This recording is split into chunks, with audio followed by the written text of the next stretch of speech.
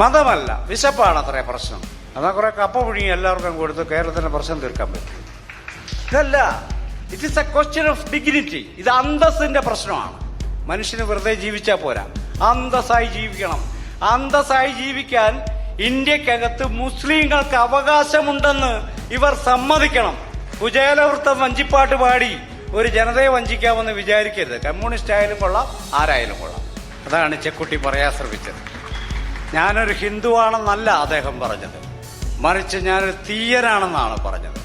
ഞങ്ങളുടെ സമുദായത്തിൽ നിന്നും പെൺകുട്ടികളെ മുസ്ലിം സമുദായക്കാർ, ചെറുപ്പക്കാർ തട്ടിക്കൊണ്ടുപോകുന്നു എന്ന വാക്കിന്റെ യഥാർത്ഥ അർത്ഥം എന്റെ സമുദായത്തിന് എന്തോ കുഴപ്പമുണ്ടെന്ന് അയാൾ സ്വയം സമ്മതിക്കുന്നതാണെന്ന് എന്തുകൊണ്ടാണ് നമുക്ക് മനസ്സിലാവാത്തത്? ഒരു മതവിഭാഗത്തെ അവർ ഭീകരന്മാരും കുഴപ്പക്കാരും ദേശത്തിന്റെ നിലനിൽപ്പിനും സമൂഹത്തിന്റെ നിലനിൽപ്പിനും അപകടകാരികളാണ് എന്ന് സ്ഥാപിക്കുന്നതിന് വേണ്ടി ബോധപൂർവമായി നടത്തിവരുന്ന വിപുലമായ ഒരു പ്രചാരണമാണിത്. നമുക്കിടയിൽ സാഹോദര്യം യാഥാർത്ഥ്യമാകണമെങ്കിൽ ജാതി സെൻസസ് നടപ്പിലാക്കണമെന്ന്. കണക്കെടുപ്പ് നടത്തിക്കഴിഞ്ഞ് അതിൽ നടപടിയെടുക്കരുതെന്ന് പറഞ്ഞാൽ പോലും നമുക്ക് മനസ്സിലാവും. കണക്കേ എടുക്കാൻ പാടില്ലെന്നാണ് ഒരു വിഭാഗം കേരളത്തിൽ വാദിക്കുന്നത്.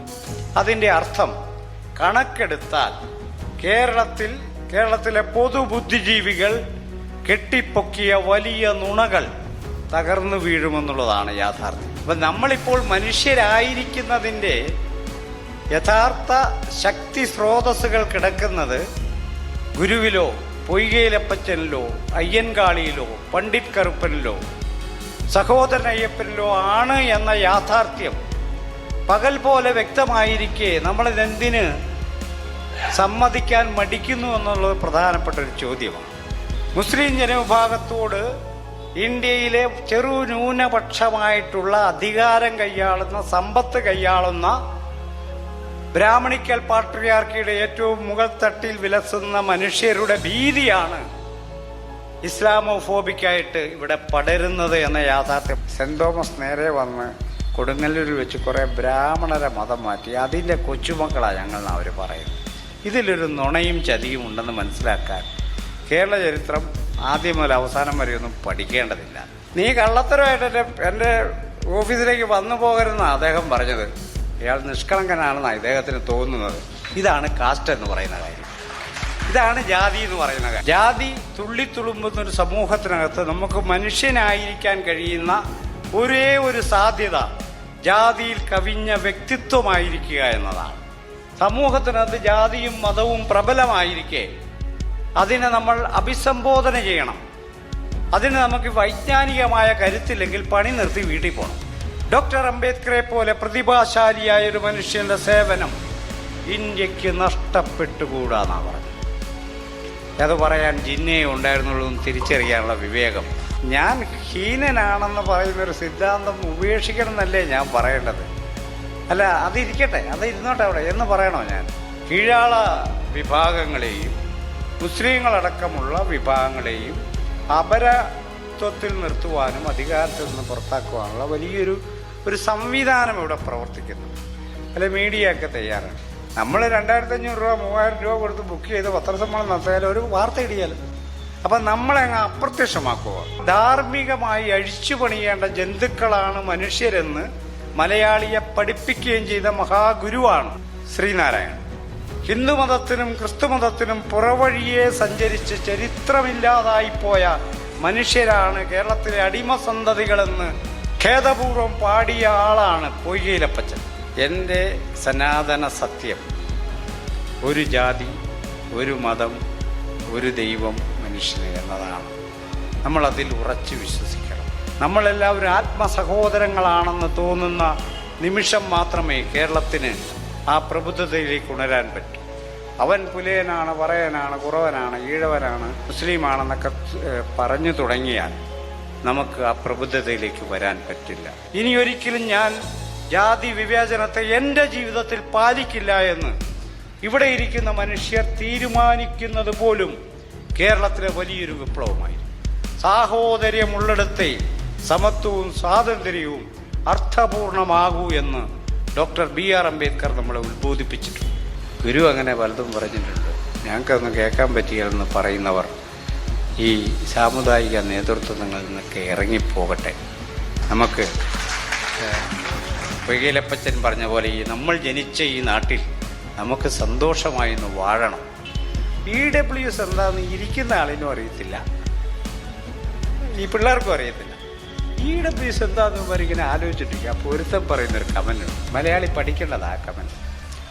അതിന് പണക്കാരുടെ വീട്ടിൽ പഠിക്കുകയില്ലാത്ത കുട്ടികൾക്ക് കൊടുക്കുന്നതാണോ എന്ന്. ഇഴവനും ദളിതനും മുസ്ലിമിനും ഒക്കെ സംവരണം കിട്ടിയപ്പോൾ മെരിട്ടായിരുന്നു, അട്ടിമറിക്കുമായിരുന്നു. മെരിട്ട് കിടന്നങ്ങ് പൊളയുക. ഈ സംവരണത്തിന് മെരിട്ടുമായിട്ട് ബന്ധമൊന്നുമില്ല, അതിന് നീതിയായിട്ടേ ബന്ധമുള്ളൂ. നീതിയാണ്, നമുക്ക് നീതി തരുന്നതിൻ്റെ ഭാഗമാണ് സംവരണം, അതല്ലാതെ മെരിട്ടുമായിട്ട് ബന്ധമില്ല. EWS വന്നു, പിന്നെ കേരളത്തിലാരും മെരിട്ടെന്ന് പറയുന്നില്ല. നമ്മൾ വ്യത്യസ്തരായ മനുഷ്യരാണ്. ഈ വ്യത്യസ്ത മനുഷ്യർ അവകാശങ്ങളിലൂടെ ഒരുമിച്ച് നിൽക്കുന്നതാണ് ഇന്ത്യൻ രാഷ്ട്രം. ഇന്ത്യൻ ഭരണഘടന ന്യൂനപക്ഷങ്ങൾക്ക്, ആദിവാസികൾക്ക്, ദളിതർക്ക്, സ്ത്രീകൾക്ക്, കുട്ടികൾക്കെല്ലാം വ്യത്യസ്തമായ അവകാശങ്ങളിലൂടെ അവരെ ഉറപ്പിച്ചെടുത്ത ഒരു സ്ഥലമാണ് ഇന്ത്യ. ഇന്ത്യ ഇപ്പോൾ ഒരു രാഷ്ട്രമായി നിലനിൽക്കുന്നുണ്ടെങ്കിൽ അതിൻ്റെ അടിസ്ഥാന കാരണം ഇന്ത്യയിലെ എല്ലാ വൈവിധ്യങ്ങളെയും ഉൾക്കൊള്ളാൻ ശേഷിയുള്ള, അതിനെ അംഗീകരിക്കാൻ ശേഷിയുള്ള ഒരു ഭരണഘടന നമുക്കുണ്ട് എന്നതുകൊണ്ട് മാത്രമാണെന്ന് നമുക്ക് പറയാൻ പറ്റണം.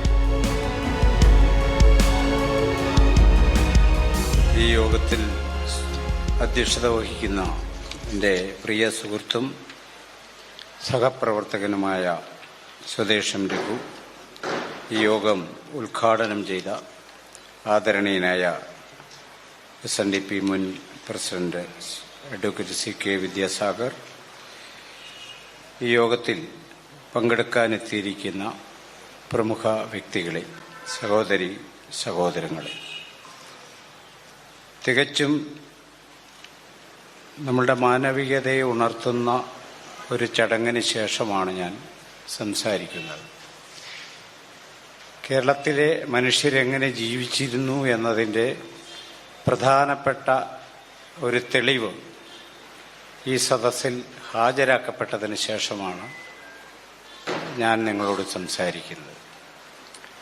നമ്മളിന്ന് കാണുന്ന വിധം ആയിരുന്നില്ല പ്രബുദ്ധമായി കേരളം പ്രബുദ്ധതയിലേക്ക് ഉണർന്ന ഒരു കാലത്ത് വ്യത്യസ്ത സാമുദായിക മതവിഭാഗങ്ങൾ തമ്മിലുള്ള ബന്ധം അങ്ങനെ ആയിരുന്നില്ല എന്നാണ് മണപ്പാട്ട് കുഞ്ഞഹമ്മദ് ഹാജിയുടെ ഹിസ്റ്ററി വിശദീകരിച്ചുകൊണ്ടും അദ്ദേഹത്തെ ആദരിച്ചുകൊണ്ടും ഈ സമ്മേളനം പ്രഖ്യാപിച്ചത്. അത് നമ്മളെ ഏവരെയും മാനവികതയിലേക്കും സാഹോദര്യത്തിലേക്കും ഉണർത്താൻ പാകപ്പെട്ട ഒരു സംഭവമാണ് എന്ന് നമ്മൾ മനസ്സിലാക്കേണ്ടതുണ്ട്. ഇതിൻ്റെ ഒരു പ്രാധാന്യത്തെ സമകാലീനമായി 3-4 ദിവസം മുമ്പ് കേരളത്തിൽ നടന്ന ഒരു സംഭവവുമായി നമ്മളൊന്ന് താരതമ്യപ്പെടുത്തേണ്ടതുണ്ട്. കേരളത്തിൽ സുപരിചിതനായ പത്രപ്രവർത്തകനാണ് NB ചെക്കുട്ടി. അദ്ദേഹം പത്രപ്രവർത്തകനാണ്, നിരവധി പുസ്തകങ്ങൾ എഴുതിയിട്ടുണ്ട്. TV-യിലെ ടോക്ക് ഷോയിലൊക്കെ ഇടയ്ക്കിടയ്ക്ക് പ്രത്യക്ഷപ്പെടുന്ന ആളാണ്. സ്വന്തം അഭിപ്രായം ഉറപ്പിച്ചു പറയുന്ന ആളാണ്. അദ്ദേഹത്തെ ഈ കഴിഞ്ഞ ദിവസം നടന്ന ടോക്ക് ഷോയിൽ ഇടതുപക്ഷത്തിൻ്റെ പ്രതിനിധിയായി വന്ന ഒരാൾ, അവരൊക്കെ ഭയങ്കര ബുദ്ധിജീവികളാണ് എന്നാണ് നമ്മൾ വിചാരിക്കുന്നത്. ഈ ചർച്ചയിൽ NB ചെക്കുട്ടിയെ മുസ്ലിം ഭീകരനായി പ്രഖ്യാപിക്കുന്നു. വലിയ കോലാഹലമുണ്ടാവുന്നു. അപ്പോൾ ചെക്കുട്ടി പറയുന്നൊരു വാക്കുണ്ട്, കേരളം മറന്നു പോകരുതാത്തൊരു വാക്കാണ്. ഒരു തീയനും തീയത്തിക്കും ജനിച്ചൊരു മനുഷ്യനാണ് ഞാൻ എന്നാണ് പറയുന്ന കാര്യം. എന്ന് പറഞ്ഞാൽ ഹിന്ദുത്വത്തിൻ്റെ ഈ അക്രമവാസനകളെ പ്രതിരോധിക്കാൻ ആധുനിക മലയാളിയുടെ കയ്യിലുള്ള ഏറ്റവും ശക്തമായ ആയുധം സാമുദായികമായ കെട്ടുറപ്പാണ് എന്ന് നമ്മൾ മനസ്സിലാക്കണം. അതാണ് ചെക്കുട്ടി പറയാൻ ശ്രമിച്ചത്. ഞാനൊരു ഹിന്ദുവാണെന്നല്ല അദ്ദേഹം പറഞ്ഞത്, മറിച്ച് ഞാനൊരു തീയനാണെന്നാണ് പറഞ്ഞത്. അതിൻ്റെ ചരിത്രം നമ്മൾ മറന്നു പോകരുത്. തീയ സമുദായത്തിൽ ജനിച്ച് ഹിന്ദുത്വ ശക്തികളാൽ ആക്രമിക്കപ്പെടുന്ന ഒരാൾ ഈ പേര് കേൾക്കുമ്പോഴേ മുസ്ലിമാന്ന് തോന്നുക. അതിൻ്റെ ഒരു കാര്യം. അതുകൊണ്ട് ഈ ചേക്കുട്ടി എന്നൊക്കെ കേൾക്കുമ്പോൾ മുസ്ലിം ആയിരിക്കുമെന്ന് വിചാരിച്ച് അങ്ങ് കത്തിക്കുവോ, പടക്കം അങ്ങ് പൊട്ടിക്കുവോ. ഇത്തരം പൊട്ടിക്കലുകളാണ് യാതൊരടിസ്ഥാനവുമില്ലാത്ത അന്യ സമുദായ അന്യ മത വിദ്വേഷത്തിൻ്റെ വളരെ വലിയ പ്രചാരണം. അത് ഇവിടെ പ്രശാന്തും സുധീഷും ഉദ്ഘാടകൻ ഭംഗീന്ദ്രനെയും സൂചിപ്പിച്ച ഏതെങ്കിലും സമുദായ നേതാക്കൾ മാത്രമല്ല, വെള്ളാപ്പള്ളി നടേശൻ മാത്രമല്ല, ഈ നമ്മുടെ എൻടയർ സിസ്റ്റം, നമ്മുടെ പത്രപ്രവർത്തകർ, നമ്മുടെ മീഡിയയുടെ ഒരു നെറ്റ്വർക്ക്, ഇത് മൊത്തത്തിൽ ഈ കാര്യം അങ്ങ് ഏറ്റെടുക്കുക. അവർ പറയുന്നതൊക്കെ മഹത്തായ കാര്യമാണ് നമ്മൾ പറയുന്നത്, നമ്മളത് വിശ്വസിച്ചോണം. അപ്പോൾ NP ചെക്കുട്ടി എന്ന് കേൾക്കുമ്പോൾ മുസ്ലിമാണെന്ന് വിചാരിച്ച് അയാൾ മുസ്ലിം ഭീകരനാണെന്ന് പ്രഖ്യാപിക്കുക, ഞങ്ങളുടെ സമുദായത്തിൽ നിന്ന് പെൺകുട്ടികളെ തട്ടിക്കൊണ്ടു പോകുന്നു വ്യാകുലപ്പെടുക. ഇത് നിങ്ങൾ എന്തെങ്കിലും അനലൈസ് ചെയ്തിട്ടുണ്ടോ? ആ വാചകം, ഞങ്ങളുടെ സമുദായത്തിൽ നിന്നും പെൺകുട്ടികളെ മുസ്ലിം സമുദായക്കാർ ചെറുപ്പക്കാർ തട്ടിക്കൊണ്ടുപോകുന്നു എന്ന വാക്കിന്റെ യഥാർത്ഥ അർത്ഥം എന്റെ സമുദായത്തിനെന്തോ കുഴപ്പമുണ്ടെന്ന് അയാൾ സ്വയം സമ്മതിക്കുന്നതാണെന്ന് എന്തുകൊണ്ടാണ് നമുക്ക് മനസ്സിലാവാത്തത്? എന്തുകൊണ്ടാണ് നമുക്ക് മലയാളി അങ്ങനെയല്ലേ മനസ്സിലാക്കേണ്ടത്? എന്റെ വീട്ടിൽ എന്റെ കൂടെ 10-30 കൊല്ലം ജീവിച്ച് എന്റെ ഭാര്യ മറ്റൊരാളുടെ കൂടെ പോയി എന്ന് പറഞ്ഞ് എനിക്കെന്തോ തകരാറുണ്ടെന്നാണ് അതിന്റെ അർത്ഥം. അതല്ലാതെ പോയ ഭാര്യയ്ക്കാ കുറ്റം നമ്മൾ പറയരുത്. എനിക്ക് അവരുടെ ആഗ്രഹാഭിലാഷങ്ങളെ ശരിയായ രീതിയിൽ പ്രതിനിധാനം ചെയ്യാൻ പറ്റിയില്ല, അവരെ സ്നേഹിക്കാൻ പറ്റിയില്ല എന്നൊക്കെ അതിന്റെ അർത്ഥം. ഇവിടെ പറയുന്നത് എന്റെ എണ്ണം ഉണ്ടെന്നാ പറഞ്ഞു. എണ്ണം എത്രയെന്ന് പറയുന്നില്ല. തട്ടിക്കൊണ്ട് പോയതിന്റെ എണ്ണം എന്റെ കയ്യിലുണ്ടെന്നാ പറഞ്ഞു. ക്രിസ്ത്യാനികളെ മുഴുവനും മുസ്ലിങ്ങൾ തട്ടിക്കൊണ്ടു പോവാന്ന് പറയും, ഈഴവരെ മുഴുവൻ മുസ്ലിങ്ങൾ തട്ടിക്കൊണ്ടു പോവാന്ന് പറയും. അപ്പൊ എല്ലാവരെയും ഇവരുടെ തട്ടിക്കൊണ്ടങ്ങ് പോയി എവിടെ ഇതിനെയൊക്കെ കൊണ്ട് പാർപ്പിച്ചേക്കുന്നു? ഞാൻ പറയും, ഒരടിസ്ഥാനവുമില്ല ഈ പറയുന്ന കാര്യത്തിനും. അല്ലെങ്കിൽ അവർ പറയട്ടെ, ഇന്ന തെളിവുണ്ടെന്ന് പറയട്ടെ. യഥാർത്ഥത്തിൽ ഒരു മതവിഭാഗത്തെ അവർ ഭീകരന്മാരും കുഴപ്പക്കാരും ദേശത്തിന്റെ നിലനിൽപ്പിനും സമൂഹത്തിന്റെ നിലനിൽപ്പിനും അപകടകാരികളാണ് എന്ന് സ്ഥാപിക്കുന്നതിന് വേണ്ടി ബോധപൂർവമായി നടത്തിവരുന്ന വിപുലമായ ഒരു പ്രചാരണമാണിത് എന്ന് മനസ്സിലാക്കാൻ മലയാളിക്ക് കഴിയേണ്ടത്. അങ്ങനെ മനസ്സിലാക്കുമ്പോഴാണ് നമ്മൾ ഈ സമ്മേളനത്തിന്റെ, അതായത് ഈ സാഹോദര്യ സമ്മേളനത്തിന്റെ ഇതിലെ മുദ്രാവാക്യം ഏറ്റവും പ്രസക്തമായൊരു മുദ്രാവാക്യമാണ്. അതായത് ഇതിൽ പറയും, സാമുദായിക സാഹോദര്യം നിലനിർത്താൻ ജാതി സെൻസസ് നടപ്പിലാക്കണമെന്നാണ്. ജാതി സെൻസസിനെ കുറിച്ച് മുഖ്യധാര എന്ന് വിശേഷിപ്പിക്കപ്പെടുന്ന ധാരകളും സംഘടിതമായ സവർണ സമുദായങ്ങളും സമുദായ നേതാക്കളും, ആ സമുദായത്തിലെ അംഗങ്ങളൊന്നും പലരും യാഥാർത്ഥ്യം തിരിച്ചറിയുന്നവരാണ് എന്ന് എനിക്ക് വ്യക്തമായി മനസ്സിലായിട്ടുണ്ട്. നേതാക്കളും പറയുന്നൊരു കാര്യം, ജാതി സെൻസസ് ജാതിയെ തിരിച്ചു കൊണ്ടുവരുമെന്നാണ്. വിചിത്രമായൊരു കണ്ടുപിടുത്തമാണ്. അപ്പൊ ഇവിടെ നമ്മൾ പറയുന്നത്, നമുക്കിടയിൽ സാഹോദര്യം യാഥാർത്ഥ്യമാകണമെങ്കിൽ ജാതി സെൻസസ് നടപ്പിലാക്കണമെന്നാണ്. ഈ ജാതി സെൻസസ് എന്ന് പറഞ്ഞാൽ ജാതിയെ തിരിച്ചു കൊണ്ടുവരുന്ന ഒരു കാര്യമല്ലെന്നാണ് ഈ സമ്മേളനം പ്രഖ്യാപിക്കുന്നത്. കേരളത്തിലെ ഓരോ സാമുദായിക വിഭാഗവും എങ്ങനെ ജീവിക്കുന്നു എന്നതിന് വ്യക്തമായൊരു കണക്കെടുപ്പ് നടത്തണം എന്നായി പറയുന്നത്. കണക്കെടുപ്പ് നടത്തുന്നതിന് കുഴപ്പമില്ലല്ലോ, പക്ഷെ അത് കുഴപ്പമെന്ന് പറയുന്നത്, എടുക്കാൻ പറ്റിയെന്ന് പറയും. അതാണ് നമുക്ക് മനസ്സിലാവാത്തത്. കണക്കെടുപ്പ് നടത്തിക്കഴിഞ്ഞ് അതിൽ നടപടിയെടുക്കരുതെന്ന് പറഞ്ഞാൽ പോലും നമുക്ക് മനസ്സിലാവും. കണക്കേ എടുക്കാൻ പാടില്ലെന്നാണ് ഒരു വിഭാഗം കേരളത്തിൽ വാദിക്കുന്നത്. അതിന്റെ അർത്ഥം കണക്കെടുത്താൽ കേരളത്തിലെ പൊതുബുദ്ധിജീവികൾ കെട്ടിപ്പൊക്കിയ വലിയ നുണകൾ തകർന്നു വീഴുമെന്നുള്ളതാണ് യാഥാർത്ഥ്യം. ഇതാണ് അവരെ ഭയപ്പെടുത്തുന്നൊരു കാര്യം. കേരളത്തിൽ വ്യത്യസ്ത സമുദായങ്ങളും മതവിഭാഗങ്ങളും ജീവിക്കുന്ന ഒരിടമാണ്. വ്യത്യസ്ത സാമ്പത്തിക വർഗങ്ങളും ജീവിക്കുന്ന ഒരിടമാണ്. അത് നമ്മൾ ഫസ്റ്റ് ഓഫ് ഓൾ നമ്മളത് സമ്മതിക്കണം. വ്യത്യസ്തതകളുടെ ഒരു നാടാണ് കേരളം. ഈ വ്യത്യസ്തതകളെല്ലാം പരസ്പരം കണ്ടാൽ ആക്രമിക്കുന്ന വിധം ജന്തുസമാനമായ വികാരം കൊണ്ട് നടന്ന കാലത്തു നിന്നും നമ്മളെ പ്രബുദ്ധതയിലേക്ക് നയിച്ച ഒരു മഹാപണ്ഡിതനും മനുഷ്യനെ അകത്തു നിന്ന് അഴിച്ചുപണിയാൻ ശേഷിയുള്ള ദർശനങ്ങളുടെ വക്താവുമായിരുന്നു ശ്രീനാരായണ ഗുരു എന്ന് നമ്മൾ അറിയണം. ഗുരു നവോത്ഥാന നായകൻ, പിന്നെ കുറെ ലിസ്റ്റാ. അങ്ങനെ ലിസ്റ്റിലൊന്നും ഞാൻ വിശ്വസിക്കുന്നില്ല. ആ ലിസ്റ്റിലുള്ളവർ മുഴുവൻ കേരളത്തെ അങ്ങ് നന്നാക്കി കരയെ കൊണ്ടാക്കിയെന്ന് ഞാൻ എന്തായാലും വിചാരിക്കുന്നില്ല. പക്ഷെ ഗുരുവിന്റെ കാര്യത്തിൽ മലയാളി അകമേ അഴിച്ചു പണിയണം. ധാർമ്മികമായി മലയാളി അഴിച്ചു പണിയണം.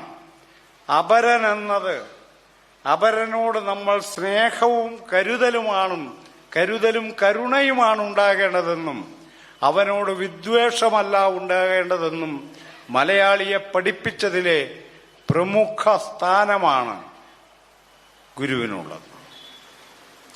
അപ്പൊ നമ്മളിപ്പോൾ മനുഷ്യരായിരിക്കുന്നതിൻ്റെ യഥാർത്ഥ ശക്തി സ്രോതസ്സുകൾ കിടക്കുന്നത് ഗുരുവിലോ പൊയ്കയിലപ്പച്ചനിലോ അയ്യൻകാളിയിലോ പണ്ഡിറ്റ് കറുപ്പനിലോ സഹോദരൻ അയ്യപ്പനിലോ ആണ് എന്ന യാഥാർത്ഥ്യം പകൽ പോലെ വ്യക്തമായിരിക്കെ നമ്മളിതെന്തിന് സമ്മതിക്കാൻ മടിക്കുന്നു എന്നുള്ളത് പ്രധാനപ്പെട്ട ഒരു ചോദ്യമാണ്. അത് ഉദ്ഘാടകനൂടെ പറഞ്ഞു. MA കഴിഞ്ഞു LLBയും കഴിഞ്ഞ ആള് അയ്യങ്കാളിയെക്കുറിച്ച് ആദ്യം കേൾക്കുവാന്ന് പറഞ്ഞു. അതാ നമ്മുടെ പാഠപുസ്തകത്തിന്റെ ഒരു സൗന്ദര്യം. നമ്മുടെ സൗന്ദര്യ സങ്കല്പത്തിൽ അങ്ങനെയാണല്ലോ. അവരൊക്കെ പുറത്ത് നിൽക്കുമ്പോഴാണ് സുന്ദരാകുന്നത്. അകത്ത് കയറിയാൽ മൊത്തം മലീമസമാകുമെന്നുള്ളതാണ് സങ്കല്പം. ഐത്തത്തിന്റെ യഥാർത്ഥ പ്രഭവം നീ അങ്ങ് മാറി നിൽക്കുമെന്ന് പറയുന്നതല്ല, അവരുടെ സാന്നിധ്യത്തെ നമ്മൾ ഭയപ്പെടുന്നതാണ് പ്രശ്നം. അവർ വരുന്നത് അപകടമുണ്ടാക്കുമെന്ന് നമ്മൾക്ക് തോന്നുന്നതാണ് പ്രശ്നം. മുസ്ലിം ജനവിഭാഗത്തോട് ഇന്ത്യയിലെ ചെറു ന്യൂനപക്ഷമായിട്ടുള്ള അധികാരം കൈയാളുന്ന, സമ്പത്ത് കൈയാളുന്ന ബ്രാഹ്മണിക്കൽ പാട്രിയാർക്കിയുടെ ഏറ്റവും മുകൾ തട്ടിൽ വിലസുന്ന മനുഷ്യരുടെ ഭീതിയാണ് ഇസ്ലാമോഫോബിക്കായിട്ട് ഇവിടെ പടരുന്നത് എന്ന യാഥാർത്ഥ്യം നമ്മൾ മനസ്സിലാക്കണം. എനിക്കിപ്പോൾ ഒരു ഭീതിയും മുസ്ലിങ്ങളോടില്ല. എനിക്ക് ഭീതിപ്പെടേണ്ട കാര്യമില്ല. കാരണം ഇന്ത്യയുടെ ചരിത്രം പഠിക്കുമ്പോൾ, അല്ലെങ്കിൽ കേരളത്തിന്റെ ചരിത്രം പഠിക്കുമ്പോൾ, വ്യത്യസ്ത മതവിശ്വാസങ്ങൾ ജീവിച്ച മനുഷ്യർ പല തലങ്ങളിൽ കൊണ്ടും കൊടുത്തും നിലനിന്നൊരു സമൂഹമാണ്. അതല്ലാതെ നമ്മൾ ആജന്മ ശത്രുക്കളായിട്ടൊന്നും ജീവിച്ച ഇടമല്ലിത്.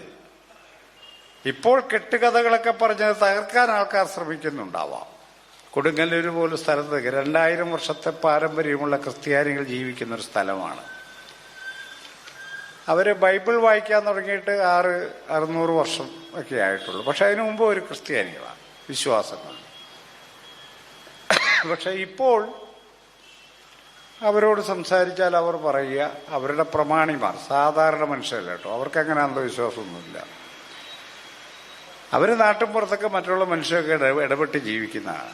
അവരുടെ ഉന്നത സ്ഥാനീയരോട് ചോദിച്ചാൽ അവർ പറയുക, കൊടുങ്ങല്ലൂരിൽ നിന്നും ബ്രാഹ്മണരെ മതം മാറ്റി സെന്റ് തോമസ് നേരെ വന്ന് കൊടുങ്ങല്ലൂരിൽ വെച്ച് കുറെ ബ്രാഹ്മണരെ മതം മാറ്റി അതിൻ്റെ കൊച്ചുമക്കളാണ് ഞങ്ങളെന്ന് അവർ പറയുന്നത്. ഇതിലൊരു നുണയും ചതിയും ഉണ്ടെന്ന് മനസ്സിലാക്കാൻ കേരള ചരിത്രം ആദ്യം മുതൽ അവസാനം വരെയൊന്നും പഠിക്കേണ്ടതില്ല. ഇതൊരു മിഥ്യാബോധമാണ്. മറ്റുള്ളവനെ ഞാൻ അംഗീകരിക്കാൻ തയ്യാറല്ല എന്നാണ് ഈ പറയുന്നതിൻ്റെ അർത്ഥം. അതല്ലാതെ ഇത് നമ്മുടെ കേരളമാണ്, നമ്മളെല്ലാവരും കേരളത്തിലുള്ളവരാണ്, നമ്മൾക്കെല്ലാം തുല്യ അവകാശമാണ് ഉള്ളത്, നമുക്ക് തുല്യ അവസരങ്ങൾ ലഭ്യമാകണം എന്ന് വിചാരിക്കുന്ന പൗരന്മാരായി മാറാത്ത പ്രതിസന്ധിയാണ് നമ്മുടെ മുന്നിലുള്ളത്. ഈ ജാതി വ്യവസ്ഥയുടെ ഒരു പ്രത്യേകത, നമുക്കെന്തോ കുഴപ്പമുണ്ടെന്ന് നമുക്ക് സ്വയം തോന്നിക്കുന്നൊരു മെക്കാനിസം. അത് അപരനല്ല, അപരൻ സമ്പൂർണനും ദിവ്യനുമാണെന്നും എനിക്കാണ് കുഴപ്പമെന്ന് എനിക്ക് തോന്നുന്നതാണ് ജാതിയുടെ ഒരു പ്രത്യേകത. അപ്പം അതുകൊണ്ട് ഈ അടുത്ത കാലത്ത് രണ്ട് സമുദായങ്ങൾ തമ്മിൽ യോജിക്കാൻ തീരുമാനിച്ചു. രണ്ട് സമുദായങ്ങൾ തമ്മിൽ യോജിച്ച് ഹിന്ദുക്കളുടെ ഐക്യം ഉറപ്പിക്കാനാണെന്നാണ് പറയുന്നത്. എന്തോ ആവട്ടെ, യോജിക്കാൻ തീരുമാനിച്ചു, ചർച്ച ചെയ്തു, യോജിച്ചു എന്ന് പറഞ്ഞു. പിറ്റേ ദിവസം പത്രം നോക്കിയപ്പോൾ പറഞ്ഞു പൊളിഞ്ഞു എന്ന് പറഞ്ഞു. ഞങ്ങൾ യോജിക്കുന്നില്ല എന്ന് പറഞ്ഞു. നമ്മളാരും പറഞ്ഞിട്ടല്ല യോജിക്കാൻ അവർ പോയത്, നമ്മളാരും പറഞ്ഞിട്ടല്ല അവർ പിരിഞ്ഞതും. ഇതാണ് യാഥാർത്ഥ്യം. കേരളത്തിൽ ഒരൊറ്റ മനുഷ്യൻ പറഞ്ഞിട്ടില്ല. അതിന് തെളിവുണ്ടെന്നേ. 28 ഡയറക്ടർ ബോർഡ് മെമ്പേഴ്സുള്ള ഒരു സംഘടനയും 30 ഡയറക്ടർ ബോർഡ് മെമ്പേഴ്സുള്ള വേറൊരു സംഘടന യോജിക്കാൻ തീരുമാനിച്ചു. പിറ്റേ ദിവസം 28 പേരിൽ 26 പേർ പറഞ്ഞു നടക്കില്ല, 30 പേരിൽ 28 പേർ പറഞ്ഞു നടക്കില്ല. പിന്നെ ഇത് ആരോട് ചോദിച്ചിട്ടാണ് ഇവർ പോയത് യോജിക്കാൻ? ഇവരാരോട് ചോദിച്ചിട്ടായിരുന്നു പോയത്? അവിടെ ചെന്ന് കെട്ടിപ്പിടിച്ചൊക്കെ നിന്ന് ഫോട്ടോ ഒക്കെ എടുത്ത് പുറത്തു വന്നപ്പോൾ പിറ്റേ ദിവസത്തെ ചർച്ച വന്നതോടെ തീരുമാനം പൊളിഞ്ഞു. തീരുമാനം പൊളിഞ്ഞ അതിന്റെ കാരണത്തിലേക്കോ അതൊക്കെ രാഷ്ട്രീയമായ കാരണങ്ങളൊക്കെ ആയിരിക്കും. പോട്ടെ, അത് വിട്ടേക്ക്. ഉന്നതസ്ഥാനീയനായ സമുദായ നേതാവ് പറഞ്ഞു എൻ്റെ അടുത്ത് കൗശലവും കൊണ്ട് വരരുന്നു. അപ്പോൾ അതിലെ താഴെയുള്ള സമുദായ നേതാവ് പറഞ്ഞു അയാൾ നിഷ്കളങ്കനും മാന്യനായ മനുഷ്യനാണെന്നാണ്. നീ കള്ളത്തരമായിട്ട് എൻ്റെ ഓഫീസിലേക്ക് വന്നു പോകരുതെന്നാണ് അദ്ദേഹം പറഞ്ഞത്. അയാൾ നിഷ്കളങ്കനാണെന്നാണ് ഇദ്ദേഹത്തിന് തോന്നുന്നത്. ഇതാണ് കാസ്റ്റ് എന്ന് പറയുന്ന കാര്യം, ഇതാണ് ജാതി എന്ന് പറയുന്ന കാര്യം. നമ്മളെ അപമാനിച്ചാലും അപമാനിച്ചായിട്ട് നമുക്ക് തോന്നിയല്ല. ഈ മെക്കാനിസത്തിലാണ് ഈ പണിയെല്ലാം നടക്കുന്നത്. അതുകൊണ്ട് നമ്മളെ സംബന്ധിച്ചിടത്തോളം ഗുരുവോ നമ്മളോട് മുന്നോട്ട് വെച്ചൊരു കാര്യം, അദ്ദേഹം ജാതിയിൽ കവിഞ്ഞു നിന്ന മനുഷ്യനാണ്. ജാതി തുള്ളിത്തുളുമ്പുന്നൊരു സമൂഹത്തിനകത്ത് നമുക്ക് മനുഷ്യനായിരിക്കാൻ കഴിയുന്ന ഒരേ ഒരു സാധ്യത ജാതിയിൽ കവിഞ്ഞ വ്യക്തിത്വമായിരിക്കുക എന്നതാണ്. എല്ലാവരെയും പരിഗണിക്കുവാനും ഉൾക്കൊള്ളാനും കഴിയുന്ന വിസ്തൃതമായ ബോധ്യമുള്ള മനുഷ്യരായിരിക്കുക എന്നതാണ്. ഗുരു ഒരിക്കൽ ഒരു സ്ഥലത്ത് ചെന്നു, ഒരു വീട്ടിലേക്ക്. പുറത്ത് ബഹളം ഉണ്ടാക്കുക. അപ്പോൾ പുറത്ത് അവിടെ ആരാ നിൽക്കുന്നതെന്ന് ഗുരു ചോദിച്ചു. അത് പുലേരാ നിൽക്കുന്നതെന്ന് പറഞ്ഞു. അന്ന് അവരെയും കയറ്റിവിടും. അല്ല, അവരെ കയറ്റാൻ പറ്റില്ല എന്ന് പറഞ്ഞു. രണ്ടു കൂട്ടരും അപ്പുറത്തുപ്പുറത്ത് നിൽക്കുക ശത്രുതയിൽ. രണ്ടു കൂട്ടരും ഒരുമിച്ച് പറഞ്ഞു അവരെ കയറ്റാൻ പറ്റില്ല. അപ്പൊ ഗുരു അവരോട് അപ്പൊ നിങ്ങളുടെ പ്രശ്നം തീർന്നല്ലോ എന്നാ പറയുന്നത്. നിങ്ങൾ തമ്മിൽ എന്തോ പ്രശ്നമുണ്ട്, അത് പരിഹരിക്കാനാണ് ഞാൻ വന്നത്. ഇക്കാര്യം കേട്ടപ്പോഴേ നിങ്ങൾ രണ്ടുപേരും ഒരുമിച്ചു. അപ്പൊ നിങ്ങൾക്ക് ഇനി പ്രശ്നമൊന്നുമില്ലല്ലോ എന്നാ. അപ്പൊ ഇങ്ങനെ മറ്റുള്ളവർക്കെതിരെ സംഘടിക്കാനും മറ്റുള്ളവരെ ഇല്ലാതാക്കാനും അവരെ അപായപ്പെടുത്താനുമുള്ള ഒരു യുക്തിയാണ് ജാതിയിൽ. അത് നമ്മുടെ ജാതിയായാലും ഉന്നതന്റെ ജാതിയായാലും ജാതിയിൽ പ്രവർത്തിക്കുന്നതാണ്. അതുകൊണ്ട് ജാതിയിൽ കവിഞ്ഞു നിൽക്കുന്ന മനുഷ്യരെയാണ് കേരളം ആവശ്യപ്പെടുന്നത്. അതിലെ ഏറ്റവും വലിയ തെളിവാണ് ശ്രീനാരായണ ഗുരു, അയ്യൻകാട്, പൊയ്കയിലപ്പച്ചൻ, കൃഷ്ണാദി ആശാൻ, സഹോദരൻ അയ്യപ്പൻ, ഇന്നിവിടെ നമ്മൾ ആദരിച്ച കുഞ്ഞഹമ്മദ് ഹാജി, വക്കം അബ്ദുൽ ഖാദർ മൗലവി, ഇങ്ങനെ തുടങ്ങി എത്രയോ പേര് പറയാൻ പറ്റും നമുക്ക്. ഇവരെല്ലാവരും എല്ലാവരുടെയും കേവലമായ ഐക്യത്തിനല്ല, ഹോമോസാപ്പിയൻസ് എന്ന് പറഞ്ഞ പുതിയൊരു വർഗം ഇവിടെ കറങ്ങി നടക്കുന്നു. നമ്മൾ ശ്രദ്ധിക്കണം അവരെ കേട്ടോ. അവർ കുഴപ്പക്കാരാ, പ്രശ്നക്കാരാ. എന്ത് ഹോമോസാപ്പിയൻസാ പറയുന്നത്? ജാതിക്കകത്ത് മുങ്ങി ജീവിക്കുന്ന മനുഷ്യരാ എഴുന്നേറ്റെന്ന് പറയാം ഞാൻ ഹോമോസാപ്പിയനാണ് കേട്ടോ എന്ന് പറഞ്ഞു. എന്നാ പറയുന്നത്? അങ്ങനെ ഒരു ഹോമോസാപ്പിയൻ സാധ്യതയില്ല. സമൂഹത്തിനകത്ത് ജാതിയും മതവും പ്രബലമായിരിക്കെ അതിനെ നമ്മൾ അഭിസംബോധന ചെയ്യണം. അതിന് നമുക്ക് വൈജ്ഞാനികമായ കരുത്തില്ലെങ്കിൽ പണി നിർത്തി വീട്ടിൽ പോകണം. വിശപ്പല്ല, മതമല്ല, വിശപ്പാണ് അത്ര പ്രധാനം. മനുഷ്യൻ അപ്പം കൊണ്ട് മാത്രമല്ല ജീവിക്കുന്നത് ക്രിസ്തു പറയുന്നുണ്ട്. കുറെ തിന്നാൻ കൊടുത്താൽ മതി. ഇവരെന്നെ ഈ പറയുന്നത് എനിക്ക് മനസ്സിലാവുന്നില്ല. മതമല്ല, വിശപ്പാണ് അത്രേ പ്രശ്നം. അതാ കുറെ കപ്പ പുഴുങ്ങി എല്ലാവർക്കും കൊടുത്ത് കേരളത്തിന്റെ പ്രശ്നം തീർക്കാൻ പറ്റും. ഇതല്ല, it is A question of dignity. ഇത് അന്തസ്സിന്റെ പ്രശ്നമാണ്. മനുഷ്യന് വെറുതെ ജീവിച്ചാൽ പോരാ, അന്തസ്സായി ജീവിക്കണം. അന്തസ്സായി ജീവിക്കാൻ ഇന്ത്യക്കകത്ത് മുസ്ലിങ്ങൾക്ക് അവകാശമുണ്ടെന്ന് ഇവർ സമ്മതിക്കണം. കുചേലവൃത്തം വഞ്ചിപ്പാട്ട് പാടി ഒരു ജനതയെ വഞ്ചിക്കാമെന്ന് വിചാരിക്കരുത്. കമ്മ്യൂണിസ്റ്റ് ആയാലും കൊള്ളാം, ആരായാലും കൊള്ളാം. ഇതാ ഈ പറയുന്ന കാര്യം. ഇത് ഞാൻ പറയുന്നത് ചരിത്രത്തെ ബോധ്യമുള്ളത് കൊണ്ടാണ്. ഡോക്ടർ BR അംബേദ്കറെ കോൺസ്റ്റിറ്റ്യൂവന്റ് അസംബ്ലിയിൽ നിന്ന് പുറത്താക്കാൻ തീരുമാനിച്ചപ്പോൾ അദ്ദേഹത്തെ കോൺസ്റ്റിറ്റ്യൂവന്റ് അസംബ്ലിയിലേക്ക് ആനയിക്കാൻ തീരുമാനിച്ചത് അന്ന് ജിന്ന നേതൃത്വം കൊടുത്ത മുസ്ലിം ലീഗാണ്. മുസ്ലിം ലീഗ് പറഞ്ഞൊരു കാര്യം, മുസ്ലിം ലീഗ് സഹായിച്ചു എന്നുള്ളത് ശരി തന്നെ, പക്ഷെ ജിന്നയുടെ ഒരു വാക്കുണ്ട്. അത് ഇന്ത്യയിലെ ദളിതരുടെ ചരിത്രവും അവരുടെ അവകാശരാഹിത്യവും അവരുടെ ശേഷിയെക്കുറിച്ചും പഠിക്കുന്ന ഒരാളെന്നാലും ഞാൻ ജീവിതത്തിൽ മറക്കില്ലാത്ത വാക്കാണ്. ഡോക്ടർ അംബേദ്കറെ പോലെ പ്രതിഭാശാലിയായ ഒരു മനുഷ്യന്റെ സേവനം ഇന്ത്യക്ക് നഷ്ടപ്പെട്ടുകൂടാന്നാ പറഞ്ഞത്. അത് പറയാൻ ജിന്നയെ ഉണ്ടായിരുന്നുള്ളൂ എന്ന് തിരിച്ചറിയാനുള്ള വിവേകം കേരളത്തിലെയും ഇന്ത്യയിലെയും പ്രബുദ്ധരായ ദളിതർക്കുണ്ട്. ഞാൻ കൂടുതൽ ദീർഘിപ്പിക്കുന്നില്ല. വളരെ നന്നായി കാര്യങ്ങൾ പറയുന്നവരും വിവിധ മേഖലയിലുള്ളവരുമുണ്ട്. ഒരു കാര്യം കൂടി പറഞ്ഞുകൊണ്ട് ഞാൻ അവസാനിപ്പിക്കാം. ഞാൻ പറഞ്ഞു വരുന്നൊരു കാര്യം ഇത്രയേ ഉള്ളൂ. നമ്മൾ ഈ പ്രബുദ്ധതയുടെ കാലത്ത് കേരളം നമ്മളോട് പറഞ്ഞൊരു കാര്യം, നമ്മൾ വെറുതെ ജാതി കുടഞ്ഞു കളഞ്ഞ് ജാതിയില്ലാത്തവരും മതം കുടഞ്ഞു കളഞ്ഞ് മതമില്ലാത്തവരുമായി ജീവിക്കണമെന്നൊന്നും അല്ല പറഞ്ഞത്. മറിച്ച് നമ്മൾ ആരാണെന്ന് സ്വയം അറിഞ്ഞ് അപരനെ സ്നേഹിക്കുവാനും അവനെ ചേർത്ത് പിടിക്കാനും കഴിയുന്ന മനുഷ്യരായി മാറണമെന്ന് തന്നെയാണ് പറഞ്ഞത്. ഒരാളുടെ വിശ്വാസവും വിശ്വാസമില്ലായ്മയൊന്നും അതിന് തടസ്സമാവാൻ പാടില്ല. ജാതിയുടെ ഹൈറാർക്കിയെ താങ്ങി നിർത്തുന്ന ഈ ബ്രാഹ്മണിക്കൽ സിദ്ധാന്തങ്ങളെ നമ്മൾ കൈയൊഴിയണം. നമുക്ക് ബ്രാഹ്മണരോടൊരു വിരോധമല്ല ഈ പറയുന്നത്. ഞാൻ ഹീനനാണെന്ന് പറയുന്നൊരു സിദ്ധാന്തം ഉപേക്ഷിക്കണം എന്നല്ലേ ഞാൻ പറയേണ്ടത്? അല്ല, അതിരിക്കട്ടെ, അത് ഇരുന്നോട്ടെ അവിടെ എന്ന് പറയണോ ഞാൻ? ഇവരെന്നെ ഈ പറഞ്ഞു, എനിക്ക് മനസ്സിലാവുന്നില്ല. ഇന്ത്യയിലെ സ്ത്രീകളെ രണ്ടാം തരം പൗരന്മാരായി കാണണമെന്ന് പറയുന്ന സിദ്ധാന്തം അതങ്ങനെ തന്നെ പവിത്രമായി ഇരുന്നോട്ടെ എന്ന് പറയണോ? പറ്റിയാലെന്ന് പറയണ്ടേ നമ്മൾ? ഈ സ്ത്രീകളെന്ന് പറയുന്നത് മനുഷ്യവംശത്തിന്റെ പകുതിയാണെന്നുള്ള ബോധം നമുക്ക് വേണ്ടേ? എല്ലാവരും മനുഷ്യരാണെന്നും എല്ലാവർക്കും തുല്യ അവകാശമുണ്ടെന്ന് നമുക്ക് തോന്നണ്ടേ? അതിന് തടസ്സം നിൽക്കുന്ന കാര്യത്തെയാണ് നമ്മൾ എതിർക്കുന്നത്. അത് ഏതെങ്കിലും ഒരു സമുദായത്തിന് ആണെന്ന് തോന്നിയാൽ ഇപ്പം എനിക്കൊന്നും പറയാൻ പറ്റില്ല. കാരണം ഒരു സിനിമയ്ക്കകത്ത് ജഗദീപ് അത് എന്നെ ഉദ്ദേശിച്ചാണ് പറഞ്ഞെന്നാണ് പറയണത്. അങ്ങനെ തോന്നുന്നുണ്ടെങ്കിൽ ഇത് കൊണ്ടു നടക്കുന്നുണ്ടെന്നേ അതിന് അർത്ഥമുള്ളൂ.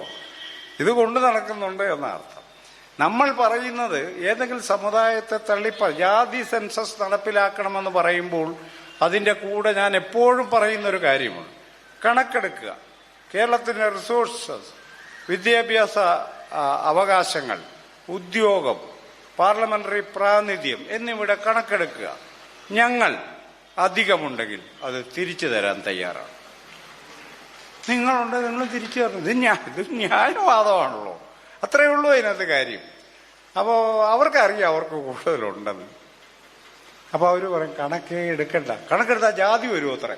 അതാണ് കണക്കെടുത്തു പോയാൽ ജാതി ഇങ്ങോട്ട് തിരിച്ചു വരുമെന്നാണ് പറയുന്നത്. ഇങ്ങനെ ജാതിയുടെ കാര്യം പറഞ്ഞും മതത്തിന്റെ കാര്യം പറഞ്ഞും യഥാർത്ഥത്തിൽ കീഴാള വിഭാഗങ്ങളെയും മുസ്ലിങ്ങളടക്കമുള്ള വിഭാഗങ്ങളെയും അപരത്വത്തിൽ നിർത്തുവാനും അധികാരത്തിൽ നിന്ന് പുറത്താക്കുവാനുള്ള വലിയൊരു സംവിധാനം ഇവിടെ പ്രവർത്തിക്കുന്നു. അല്ലെ, മീഡിയ ഒക്കെ തയ്യാറാണ്. ഈ സംവരണത്തെക്കുറിച്ച് വിവാദം ഉണ്ടാകുമ്പം ഞങ്ങളൊക്കെ അവിടെ കോട്ടയത്തോ തിരുവനന്തപുരത്തൊക്കെ പത്രസമ്മേളനം നടത്തി കാര്യമൊക്കെ പറയും. അത് വേണമെങ്കിൽ ചിലപ്പോൾ ഒരു ന്യൂസാകും, ചിലപ്പോൾ ന്യൂസേ ഇടത്തില്ല. അപ്പോൾ കേരളത്തിലുള്ള മനുഷ്യർ വിചാരിക്കുക, അപ്പോൾ സംവരണ വിരുദ്ധരുടെ വാർത്ത പ്രധാന വാർത്തയായിട്ട് വരുമ്പോഴാണ് ഞങ്ങളുടെ പ്രതിഷേധ വാർത്ത ഇല്ലാത്തത്. അപ്പൊ കേരളത്തിലുള്ളവർ വിചാരിക്കുന്ന എന്നാണെന്നറിയോ? അവരെ ഒന്നും കാണാനില്ല, അവരൊന്നും ഇതിനെക്കുറിച്ച് പറയുന്നില്ലെന്ന്. നമ്മൾ 2500 രൂപ 3000 രൂപ കൊടുത്ത് ബുക്ക് ചെയ്ത് പത്രസമ്മേളനം നടത്തിയാലും ഒരു വാർത്ത ഇടിയാലും അപ്പം നമ്മളെ അങ്ങ് അപ്രത്യക്ഷമാക്കുക. ഇവർ മാത്രം പ്രത്യക്ഷമാവും. സമൂഹത്തിന്റെ ബോധം ഏങ്കോണിപ്പ് നിറഞ്ഞതാവും. ഞങ്ങളൊന്നുമില്ല, സംവരണം അനുഭവിക്കുന്നതിനോട് വാക്കില്ലേ? അവരൊന്നും ഇതിനെ പ്രതികരിക്കാത്ത എന്താണ്? സമൂഹത്തിന് സ്വാഭാവികമായിട്ട് തോന്നുമല്ലോ, ഞങ്ങൾ പ്രതികരിച്ചിരിക്കുക. പക്ഷെ ഇതൊന്നും പുറത്തു വരണ്ടേ? ആരെങ്കിലും അറിയുന്ന വിധം പുറത്തു വരണ്ട. ഇത് വരില്ല, അവർ കൊടുക്കില്ല. ഇങ്ങനെ നമ്മളുടെ പ്രതിഷേധങ്ങളെ അല്ലെങ്കിൽ നമ്മളുടെ കൂട്ടായ്മകളെ ഇരുട്ടിൽ നിർത്തുന്ന ഒരു സമ്പ്രദായം കേരളത്തിൽ വളരെ ശക്തമാണ്. അത് നമ്മൾ സൂക്ഷ്മമായി മനസ്സിലാക്കണം. ഗുരുവും ഗാന്ധിയും തമ്മിലൊരു സംഭാഷണം വന്നപ്പോൾ, ഈ ഹിന്ദു മതവുമായി ബന്ധപ്പെട്ടൊരു സംഭാഷണം. ഇപ്പം ഹിന്ദു മതത്തിൽ മോക്ഷത്തിന്റെ സാധ്യതയെക്കുറിച്ച് ഗാന്ധി പറഞ്ഞപ്പോൾ ഗുരു പറഞ്ഞൊരു കാര്യം, എല്ലാ മതങ്ങളിലും മോക്ഷമാർഗങ്ങളുണ്ടല്ലോ എന്നാണ്. ഇത് നമ്മൾ മറന്നു പോകരുത്. മലയാളി മറന്നു പോകരുതാത്ത വാക്കാണ്. ഒരു മതത്തിലല്ല, എല്ലാ മതങ്ങളും മോക്ഷമാർഗം നിർദ്ദേശിക്കുന്നുണ്ട്. മതമേതായാലും കുഴപ്പമില്ല എന്നാണ് അതിൻ്റെ അർത്ഥം. അപ്പം അങ്ങനെ സർവ്വമതങ്ങളെയും വിശാലമായ അർത്ഥത്തിൽ കാണുവാനും നമ്മൾ ധാർമ്മികമായി അഴിച്ചുപണിയേണ്ട ജന്തുക്കളാണ് മനുഷ്യരെന്ന് മലയാളിയെ പഠിപ്പിക്കുകയും ചെയ്ത മഹാഗുരുവാണ് ശ്രീനാരായണൻ. ഹിന്ദുമതത്തിനും ക്രിസ്തുമതത്തിനും പുറവഴിയെ സഞ്ചരിച്ച് ചരിത്രമില്ലാതായിപ്പോയ മനുഷ്യരാണ് കേരളത്തിലെ അടിമസന്തതികളെന്ന് ഖേദപൂർവം പാടിയ ആളാണ് പൊയ്കയിലപ്പച്ചൻ. ഇങ്ങനെ വിജ്ഞാനത്തിന്റെ വലിയ വലിയ തുരുത്തുകളെ ഇരുട്ടിൽ നിർത്തിയ ഒരു പാരമ്പര്യമാണ്. അത് വീണ്ടെടുക്കുക എന്നത് വളരെ പ്രധാനമാണ് എന്നെനിക്ക് തോന്നുന്നു. ആ നിലക്ക് നമ്മളെ സംബന്ധിച്ച് ഈ സമ്മേളനം മുന്നോട്ട് വെക്കുന്ന പ്രധാനപ്പെട്ട 2 സംഗതികളുണ്ട്. എനിക്കത് വളരെ ഇമ്പമായി തോന്നിയൊരു കാര്യമാണ്. ഒന്ന്, ഈ അന്യമത വിദ്വേഷം പ്രചരിപ്പിക്കുന്നവർ യഥാർത്ഥത്തിൽ സാമുദായികമായ സൗഹാർദ്ദത്തെ തകർക്കുന്നവരാണ് എന്ന ഒരു സന്ദേശമാണ് ഈ സമ്മേളനം മുന്നോട്ട് വെക്കുന്നത്. കേരളത്തിൽ ഇന്ന് ആവശ്യപ്പെടുന്ന, കേരളത്തിൻ്റെ സമൂഹത്തിലേക്ക് ഇപ്പോൾ പ്രസരിപ്പിക്കപ്പെടേണ്ട പ്രധാനപ്പെട്ട ഒരാശയമാണത്. ഈ ഇന്ത്യ ഇങ്ങനെ നിൽക്കുന്നത് നാനാത്വത്തിൽ ഏകത്വം എന്ന് പറയുന്ന വലിയൊരു കാര്യമുള്ളത് കൊണ്ടാണെന്നൊക്കെ പണ്ഡിതന്മാർ പറയുന്നുണ്ട്. പരിശോധിക്കേണ്ടതുണ്ടത്. ഞാനതിൽ വിശ്വസിക്കുന്ന ആളല്ല കേട്ടോ. അങ്ങനെ നാനാത്വത്തിന്റെ അടിയിൽ കൂടി ഒരു ഏകത്വമൊന്നും ഇല്ല എന്ന് വിചാരിക്കുന്ന ഒരാളാണ് ഞാൻ. നമ്മൾ വ്യത്യസ്തരായ മനുഷ്യരാണ്. ഈ വ്യത്യസ്ത മനുഷ്യർ അവകാശങ്ങളിലൂടെ ഒരുമിച്ച് നിൽക്കുന്നതാണ് ഇന്ത്യൻ രാഷ്ട്രം. ഇന്ത്യൻ ഭരണഘടന ന്യൂനപക്ഷങ്ങൾക്ക്, ആദിവാസികൾക്ക്, ദളിതർക്ക്, സ്ത്രീകൾക്ക്, കുട്ടികൾക്കെല്ലാം വ്യത്യസ്തമായ അവകാശങ്ങളിലൂടെ അവരെ ഉറപ്പിച്ചെടുത്ത ഒരു സ്ഥലമാണ് ഇന്ത്യ. ഇന്ത്യ ഇപ്പോൾ ഒരു രാഷ്ട്രമായി നിലനിൽക്കുന്നുണ്ടെങ്കിൽ അതിന്റെ അടിസ്ഥാന കാരണം ഇന്ത്യയിലെ എല്ലാ വൈവിധ്യങ്ങളെയും ഉൾക്കൊള്ളാൻ ശേഷിയുള്ള, അതിനെ അംഗീകരിക്കാൻ ശേഷിയുള്ള ഒരു ഭരണഘടന നമുക്കുണ്ട് എന്നതുകൊണ്ട് മാത്രമാണെന്ന് നമുക്ക് പറയാൻ പറ്റണം. അതല്ല അതിനടിയിൽ കൂടി നമുക്കെന്തോ ഐക്യബോധം ഉണ്ടെന്ന് പറയുന്നതിനകത്ത് കഥയില്ല. ആ ഭരണഘടനയിലാണ് ഇന്ത്യൻ വൈജ്ഞാനിക ചരിത്രത്തിൽ മനുഷ്യരെല്ലാവരും തുല്യരാണെന്ന് ആദ്യം പ്രഖ്യാപിച്ച ഒരു പുസ്തകം. അതുകൊണ്ടത് ഇന്ത്യ കണ്ട ഏറ്റവും വലിയ വിപ്ലവമാണെന്നാണ് നമ്മൾ കരുതേണ്ടത്. ഇന്ത്യൻ ഭരണഘടന ഇന്ത്യ കണ്ട ഏറ്റവും വലിയ വിപ്ലവങ്ങളൊന്നായിട്ട് നമ്മൾ കാണണം. ആ നിലക്ക് നമ്മളെ മനുഷ്യരാക്കാൻ ശ്രമിച്ച മലയാളിയുടെ പ്രബുദ്ധതയുടെ പേരാണ് ശ്രീനാരായണ ഗുരു. ശ്രീനാരായണ ഗുരു ഹിന്ദു സന്യാസിയാണോ അല്ലയോ എന്നൊക്കെ പറഞ്ഞ് ഇവിടെ തർക്കിക്കുന്നുണ്ട്. അദ്ദേഹം മുന്നോട്ട് വെച്ച നൈതികമായ ധാരണയിൽ, മനുഷ്യ സങ്കല്പത്തിൽ, അപര സമൂഹങ്ങളെ സംബന്ധിച്ച സങ്കല്പത്തിൽ ഏതായാലും സനാതന ധർമ്മവാദികൾ പറയുന്ന വാക്കല്ല ഗുരു ഉപയോഗിച്ചിട്ടുള്ളത് എന്ന് ഉറപ്പാണ്. സനാതനമെന്ന് പറഞ്ഞാൽ മരിക്കാത്തത്, എല്ലാ കാലത്തും പ്രസക്തമായത്. ഗുരു ആ വാക്ക് ഉപയോഗിച്ചിട്ടുണ്ട്. പള്ളാത്തുരുത്തിയിൽ SNDPയുടെ സമ്മേളനം നടക്കുമ്പോഴാണ് പറഞ്ഞത്, എൻ്റെ സനാതന സത്യം ഒരു ജാതി, ഒരു മതം, ഒരു ദൈവം, മനുഷ്യന് എന്നതാണ്. നമ്മളതിൽ ഉറച്ചു വിശ്വസിക്കണം. SNDPയിൽ ഈഴവരെ മാത്രമല്ല, എല്ലാ മനുഷ്യരെയും ചേർക്കണം. എല്ലാവർക്കും വന്നിരിക്കാവുന്ന ഇടമാക്കി മാറ്റണം എന്ന് കേരളത്തെ ഉത്ബോധിപ്പിച്ച ഒരാളാണ്. ഇതെല്ലാം സൂചിപ്പിക്കുന്നത് നമ്മൾ കേവലമായ ഒരു സംഘമായി വേർപിരിയുകയല്ല, സംഘമായി ചേരുന്നത് തന്നെ മറ്റുള്ളവരോട് സഹകരിക്കുവാനും ആത്മസാഹോദര്യത്തിൻ്റെ വലിയൊരു ജീവിത ലോകം നിർമ്മിക്കാനുമാണ്. നമ്മളെല്ലാവരും ആത്മസഹോദരങ്ങളാണെന്ന് തോന്നുന്ന നിമിഷം മാത്രമേ കേരളത്തിന് ആ പ്രബുദ്ധതയിലേക്ക് ഉണരാൻ പറ്റൂ.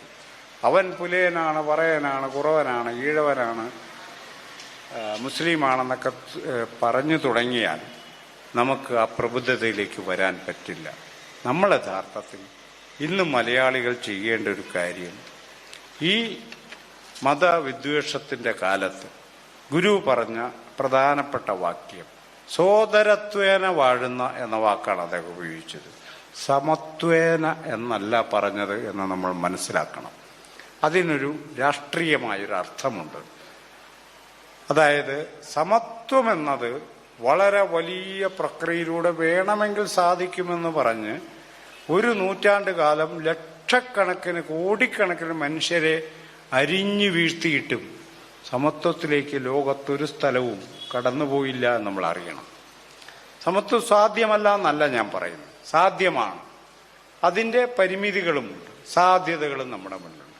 സാഹോദര്യം എന്നത് അങ്ങനെയല്ല. ബി ഫ്രട്ടേൺ എന്ന് പറയുന്നത് ഒരു വ്യക്തിക്ക് തീരുമാനിക്കാവുന്ന കാര്യമാണ്. അതാണ് അതിൻ്റെ അപാരമായ സാധ്യത.